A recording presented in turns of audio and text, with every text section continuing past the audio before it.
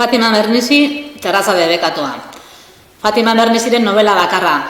Hasten da, bera jaiotzen den egunetik, eta bi haren aurkeztuko dizkigu. Bere jaiotetxea eta bere Amona Jasminarena. Amona Jasmina berantzako erreferente bat. Eta bi haren hoietan emakume pilo bat. Esklaboak, gerlari ibilitakoak, Sudaneko emazte bat, izeba biba dibortziatua, ipuin kontalari bikainak, eta ipuin kontalari horien artean dago 1001 gau eta Xerezabe.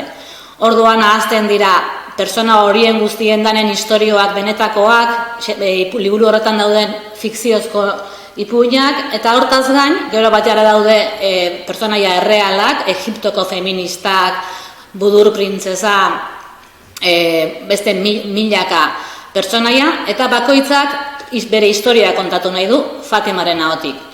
Liburua hasten da Fatimarekin eta Samirrekin. Samir da Fatimaren lehengusu mutila, eta biek egiten dute novela osoan ibilbidea eta abenturak, bihurrikeriak, gauza mordo bat izi dituzte.